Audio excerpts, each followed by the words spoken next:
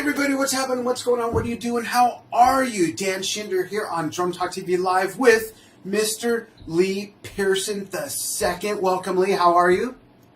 I feel great, man. How you doing, Dan? It's good Awesome. to see So happy to have you on. Thank you for taking time right before you go into the studio, and we'll talk about that. Folks, tell us where you're watching from while I bring everything up on a monitor over here. I'm in a tiny mining town up in the mountains in Globe, Arizona. Let me shut this guy up. Oh, that's me. And Lee's in Virginia, and he's getting ready to go into a recording session with, which, if it's okay, we'll talk about that in a moment. But first, I'd love to show you all a solo that is a video of how I found Lee. He's the drummer for Chris Bodie. He's played with Spyro Gyra. He does all kinds of session work. But probably the most creative drum solo artist in modern times, and I sincerely mean that. And my influencers are Carl Palmer, Alan White, Neil Peart, the list goes on, Phil Collins, on and on and on and on. And when I saw your solo, Lee, for the first time that we're going to show, that got almost 2 million views when we first put it out 3 years ago, the first name that came to my mind when I saw you playing is Papa Joe Jones. So we'll talk about influences and stuff in just a moment. First, we're going to fly this in. Here we go, folks. Hold on tight. This is Lee Pearson doing a amazingly creative drum solo. Check this out.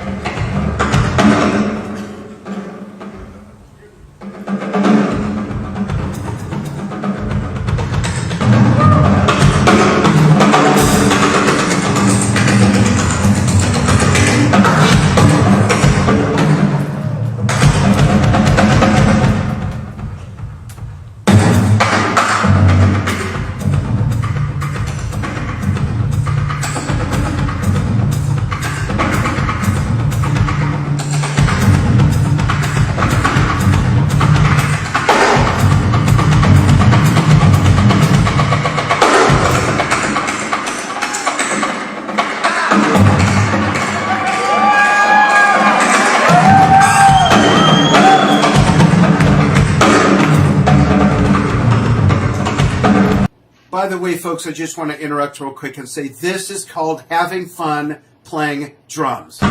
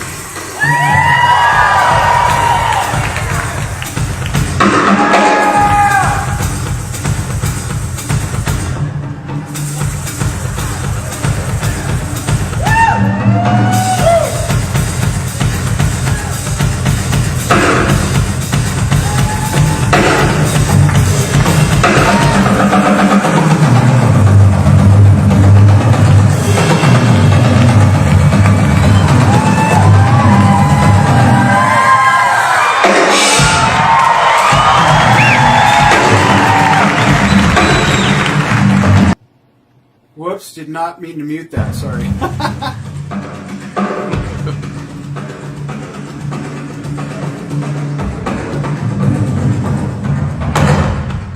So Lee is here with me now, and he's going to come on camera in just a moment. We're going to talk about all this, but enjoy this. It gets better and better and better.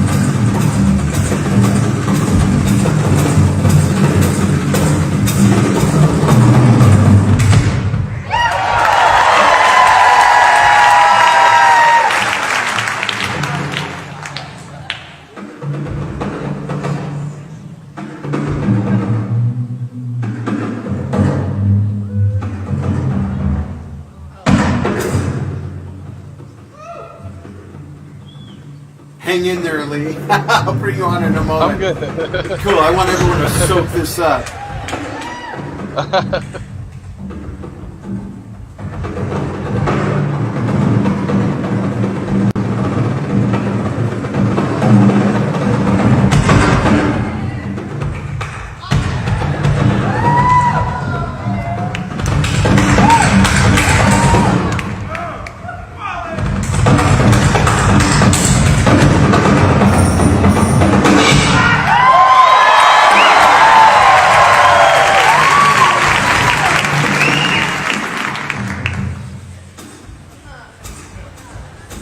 Big surprise coming, folks, if you haven't seen this before.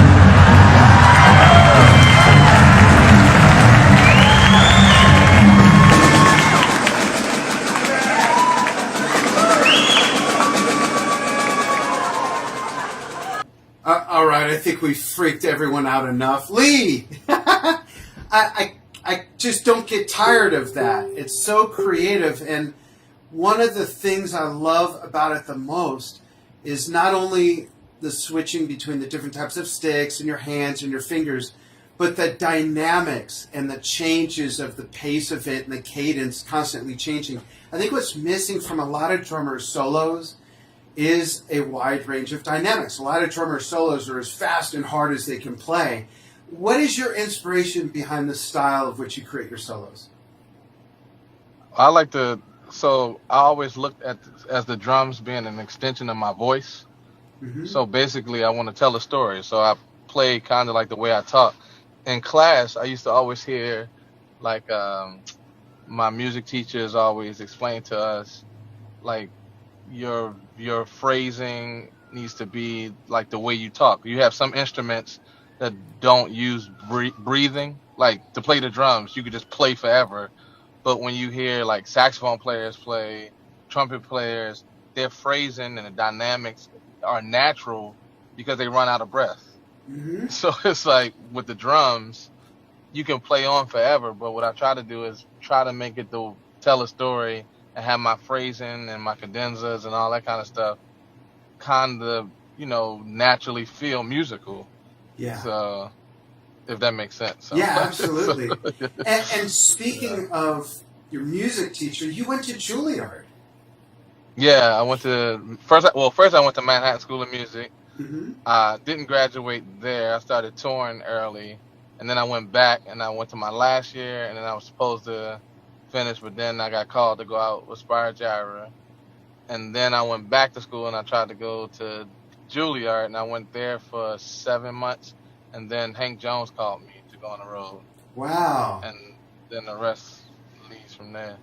When you studied in high school and Juilliard and anywhere else where you studied music, did you learn more than just the rhythmic aspect of drums? Did you learn about the melodic side of music theory as well? Oh yeah, you always had to take music theory, Yeah. But most of my ear training, I guess you can call it, or sense of music or musicianship came from me playing in church. My mom's an Oh, organist, yeah. so I would, I didn't know what it was called, but now that I do, I always knew what a form was. I knew what an A section or AABA or, or time signatures or keys Hmm. and all that because I was raised around it. And my uncle, Mark Gross, is also a saxophone. So music is in my family. That's great. Yeah. So school just actually added the fundamentals or, the rules to what I already knew. So I figured out, that kind of stuff.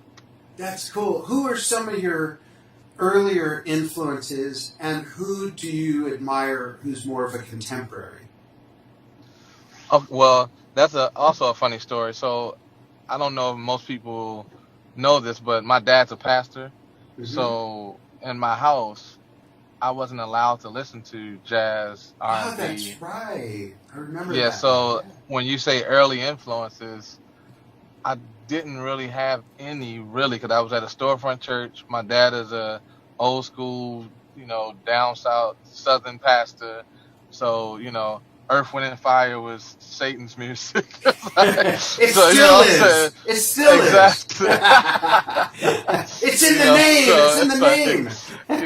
definitely couldn't listen to Metallica and, like none of that kind of stuff. So, or Art Blakey and Elvin. So, it was kind of really just me just goofing around on the drums because I started playing drums when I was 2, Hmm. and I listened to like the Clark sisters. So unfortunately, I don't know who the drummer was on those old school records, but grew up listening to the Clark sisters, James Cleveland, Daryl Coley, Mm, Shirley yeah. Caesar. So Oh, I was yeah. listening to those people. And then when I was 11 years old, my uncle came and played at the Meyerhoff, and he played with the Lionel Hampton Big Band. Oh, wow. And my mother let me go. My uncle had me stand on the side of the stage, and that was my first time ever experiencing anything like this, let alone a jazz big band. And I was just blown away. I was like, and then the drummer took a solo, and I was like, this is what I want. I want to play this kind of music. Like, they were having a conversation. I remember that drummer, Wally Gator, Pat Low, rest Yeah. his soul. He's passed away. Yeah. But and then to see Lionel Hampton playing like 2 toms and twirling the sticks and leading the band and sing, I was just like, this is church. I was like, this is amazing. Nice. I was like, so and then my Nice. uncle gave me 2 CDs. He gave, well, actually 3. He gave me George Benson cookbook he had on him. He Hmm. gave me Steamin', Miles Davis, Yeah. and he gave me Walking. And I listened to Oh, those wow. records like whenever my dad wasn't home and off the hinges, and that's when I learned what jazz was. That's awesome. Wow. Yeah. So, but then once I got to Manhattan School of Music, then I, finally brought all the Earth, Wind and Fire. Finally brought all the Art Blakey, the Philly Joe Jones, Papa Joe Jones, the Led Zeppelin, all that stuff. And Yeah. then I finally knew who John Bonham was and who, Omar Hakeem was, or who Peter Erskine was, and who, Jeff Tain Watts and Art Blakey, Brian Blade. I finally figured out who all these drummers were, and I was just like, wow, this is amazing, man. So, That's but neat. yeah, that's kind of how it started. Yeah. That's cool. Who do you listen to, or who have you seen or heard in the last few years that's more of a newer drummer on the scene that you appreciate? Other than me. Uh, of course, that you just took the words right out of my mouth. A spoiler.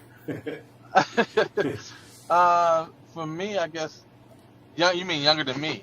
Yeah, or even on the scene since you. Uh, who's been on? I would say this is young drummer. I love his playing is Mark Collenberg.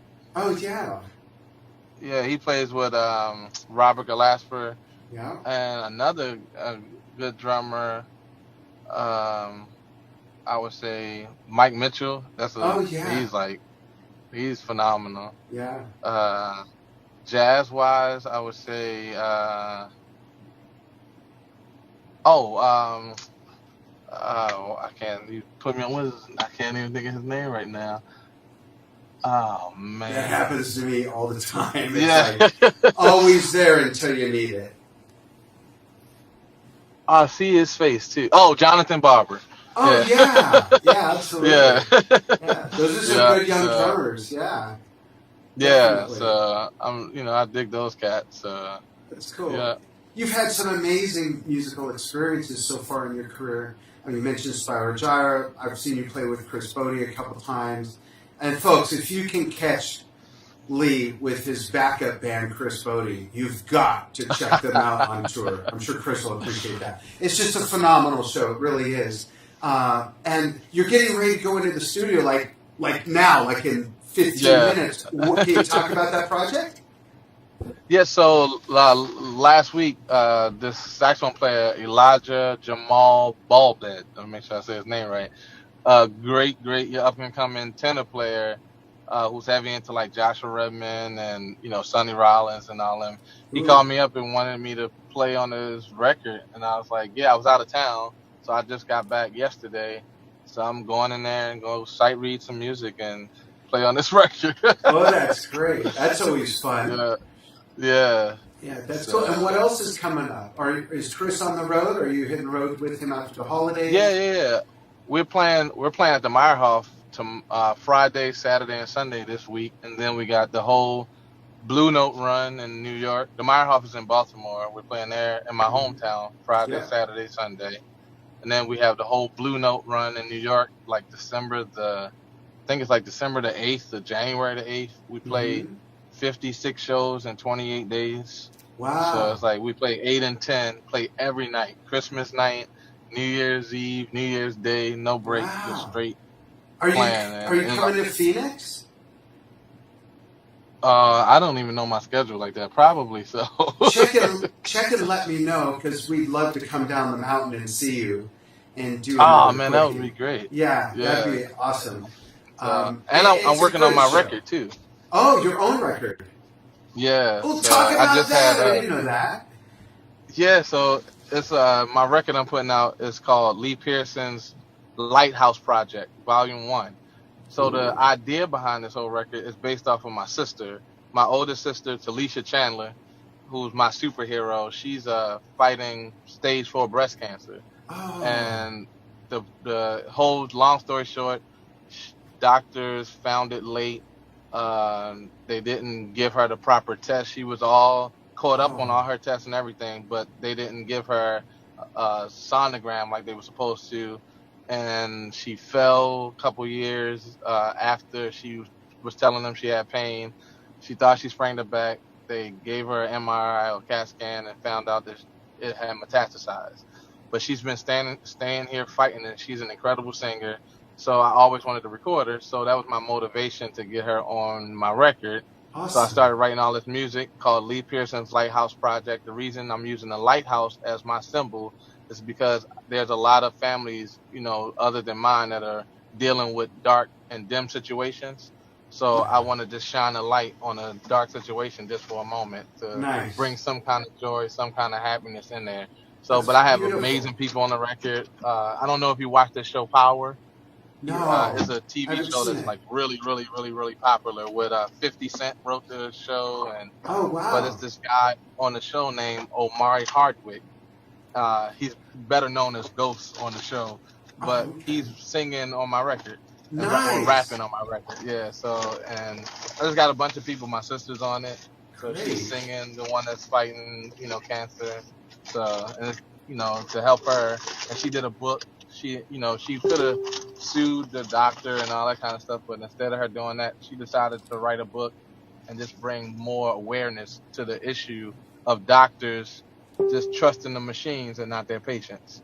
Yeah. So, that's what a beautiful journey, though. And is the music an assortment of genres? Yeah. So basically, the music is a story. It's my solos basically. Now that's all written out with melody and vocals and lyrics and horn. I got horn section. So basically, think of like Earth, Wind, and Fire meets like with some Led Zeppelin and some Blakey and the Messengers. Like it's like that, but all grooving. You That's know, with awesome. vocals. I wrote some lyrics and all that kind of stuff. So That's yeah, so cool. so I just wanted to.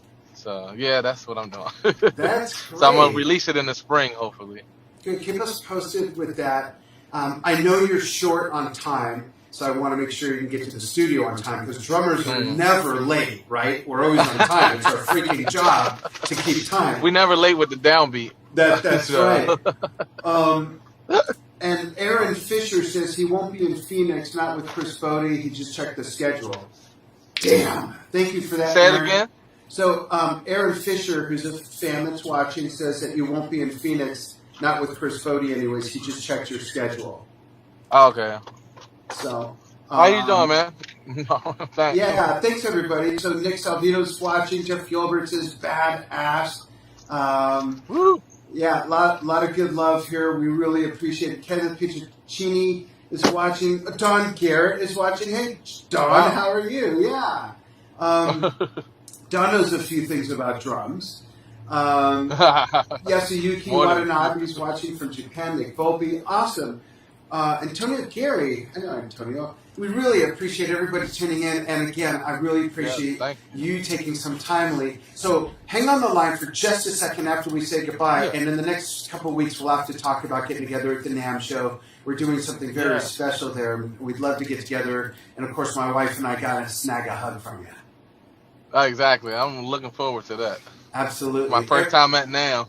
Yeah. Well, my first time longer than 9 hours at NAMM. Yeah. Cool. Hang on for just a second. Everybody, again, thank you so much for following what we do on Drum Talk TV. Gilbert's going to drop in a link real quick so you can sign up for our newsletter, and you'll get all kinds of advanced information. If you don't like what you get, just bail. Just hit the eject button, unsubscribe. No big deal. I send something out maybe once or twice a month. Yeah? Can they follow me on my Instagram? And, Yeah, please. And ask give your me any Instagram. questions. Sure. Yeah, And- my Instagram and my music page on Facebook, the same thing. Lee Pearson Drums. Lee Cool. Pearson Drums on Instagram. Lee Pearson Drums on Facebook. So please follow me there. If you have any questions, you want to get together, if I'm in your city, just let me know. I'll That's be happy cool. to come out, jam with y'all, play, get you tickets to the show. Just follow me, That's and I will awesome. follow you. Gilbert, can you type that in? I've got some funky stuff going on my screen. I've got something that popped up that shouldn't be here. I don't know what this is. Nothing nasty or anything.